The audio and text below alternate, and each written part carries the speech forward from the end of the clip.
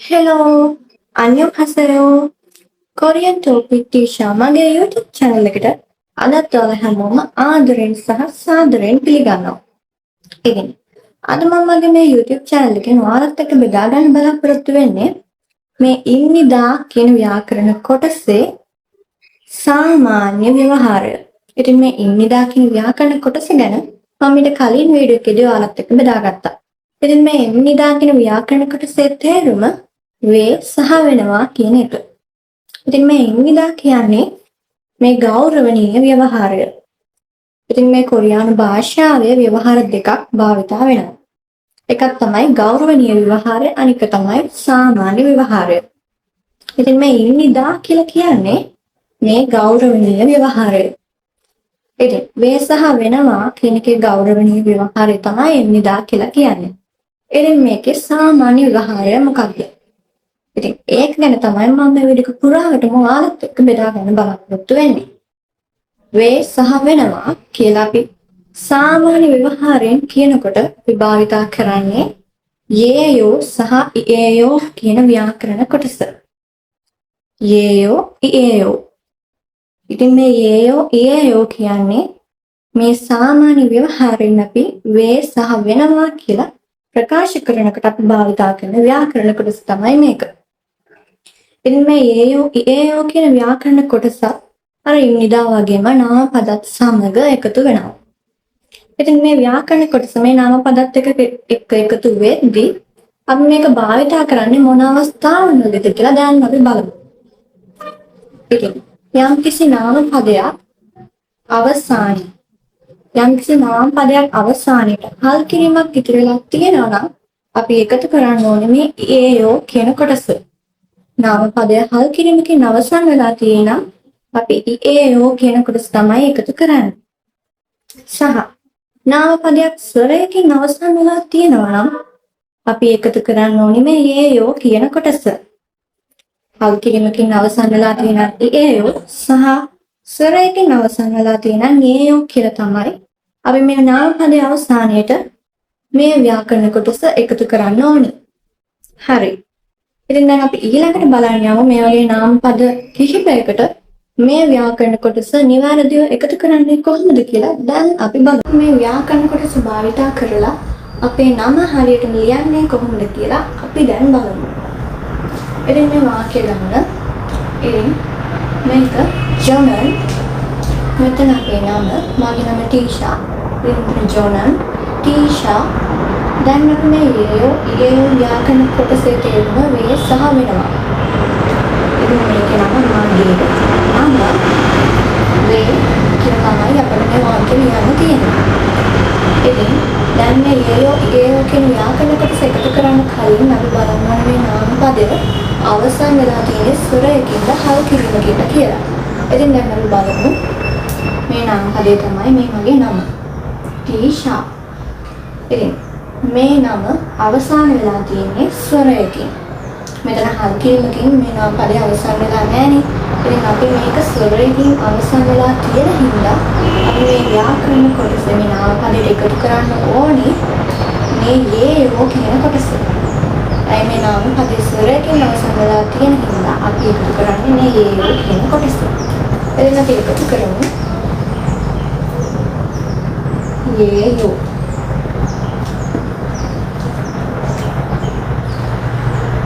ඉතින් අපේ පළවෙනි වාක්‍යය තමයි බෑගයක් වේ.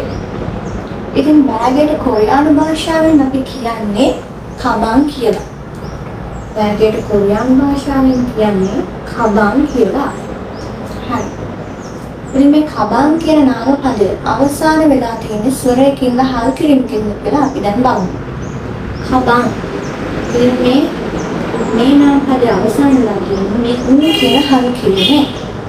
ඉතින් මේ නිසා මේ නාම පදය හල් කිරීමකින් අවසන් වෙන නිසා මේ නාම පදයට එකතු කරන්නේ මේ ඉයේයෝ කියන කොටස.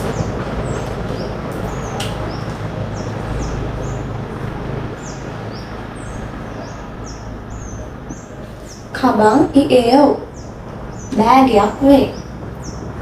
ඉතින් අපේ දෙවැනි වාක්‍ය තමයි තොප්පියක් වේ. ඉතින් තොප්පියට කොරියානු භාෂාවෙන් කියන්නේ මෝජා කියලා. තොප්පියට කොරියානු භාෂාවෙන් කියන්නේ මෝජා කියලා.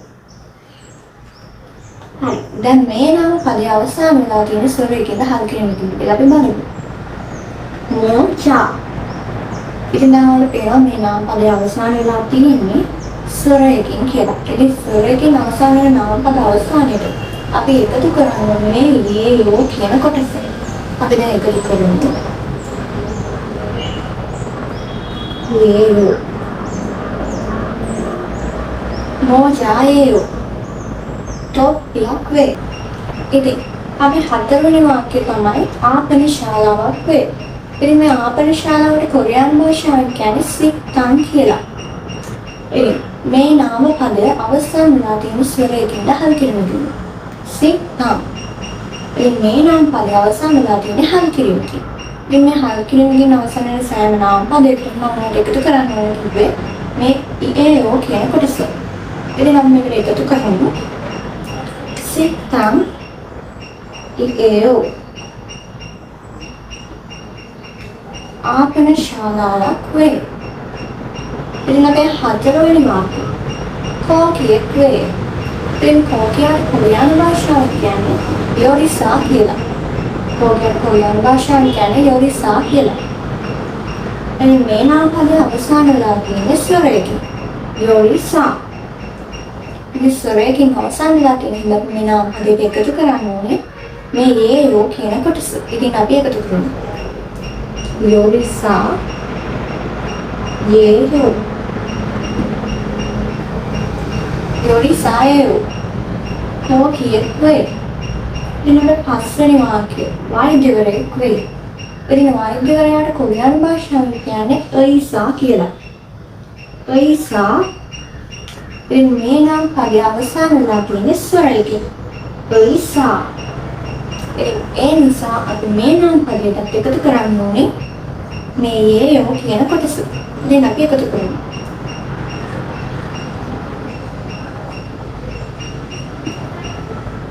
හරි.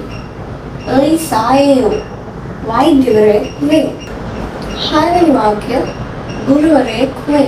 ඉතින් ගුරුවරයාට කොරියානු භාෂාවෙන් කියන්නේ සොන්සෙනින් කියලා. සොන්සෙනින්. ඉතින් මේ නම් පදයේ අවසන් වෙලා තියෙන්නේ හල් කිරීමකින්. ඉතින් හල් කිරීමකින් අවසන් වෙලා තියෙන මේ නම් පදයේ අවසානයේට මේ ඉඒයෝ කියන කොටස එකතු කරනවා.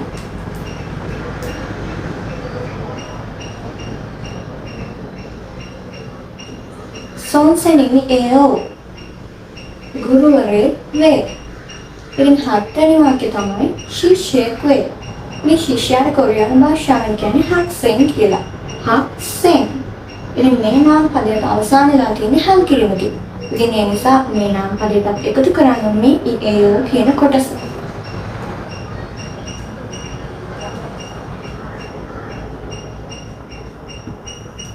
හක්සෙන් ඉඒයෝ ශිෂ්‍යයෙක් වේ.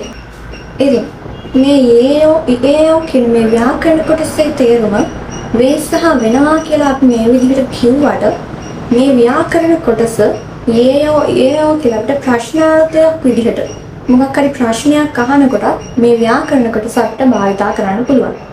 ඒ කියන්නේ අපි උදාහරණයක් විදිහට ගමු බෑගයක් වේද කියලා අහුවොත් අපි මේ ව්‍යාකරණ කොටස භාවිතා කරලා අපි ඒ වාක්‍ය ප්‍රශ්නාර්ථයක් විදිහට කෙනෙක්ගෙන් අහද්දී අපි කියන්න ඕනේ කබන් ඒයෝ.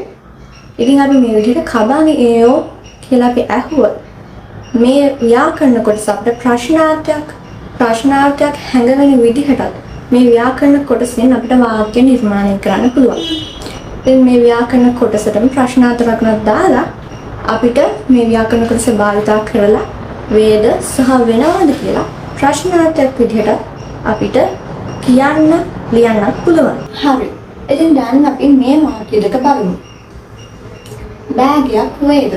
ඉතින් මම ඔයාලට කිව්වා මේ ඊයෝ කියන ව්‍යාකරණ කොටස අපිට කාන්තාරේ මේ විදිහට ප්‍රශ්නයක් අහද්දී ප්‍රශ්නයක් විමසද්දී මේ ව්‍යාකරණ කොටස අපිට භාවිතා කරන්න පුළුවන්. ඉතින් බෑගයක් වේද? ඉතින් බෑගයට කොරියානු භාෂාවෙන් කියන්නේ කබන් කියලා.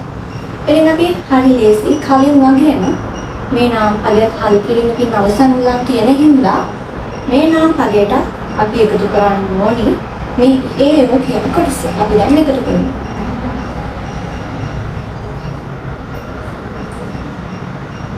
කබන් ඒයෝ. ඉතින් අපිට මේක ප්‍රශ්නයක් විදිහට විමසනවාද නැද්ද කියලා අපි දැනගන්නේ කොහොමද? අපිට මේ වාක්‍ය අවසානයේට අපි අනිවාර්යයෙන්ම ප්‍රශ්නාර්ථ ලකුණ දාන්න ඕනේ. හරි. එතකොට දැන් මේකේ අර්ථය බෑගයක් වෙනවා නෙමෙයි. මේ ප්‍රශ්නාර්ථ ලකුණ අපි දාපු නිසා මේ වාක්‍යයේ තේරුම බෑගයක් වේද එහෙම නැත්නම් බෑගයක් වෙනවාද? එහෙනම් අපි මේ අටවෙනි වාක්‍ය බලමු. වෛද්‍යවරයෙක් වේද? ඉතින් මේක ප්‍රශ්නාර්ථයක් විදිහට විමසන දෙයක්. ඉතින් මේ ප්‍රශ්නාර්ථ ලකුණු ඇඳලා මේක. එනවාල දාන්න. ඉතින් කලින් වගේ වෛද්‍යවරයාට කොරියානු භාෂාවෙන් කියන්නේ ඊසා කියලා. ඊසා. ඉතින් මේ නාම පදයට අවසානලා තියෙන ස්වරයකින්. ඉතින් මේ නාම පදයට ස්වරයකින් අවසානලා තියෙන හින්දා අපි මේකට එකතු කරමු නෙමෙයි ඒයෝ කියන කොටස. ඉතින් අපි එකතු කරමු.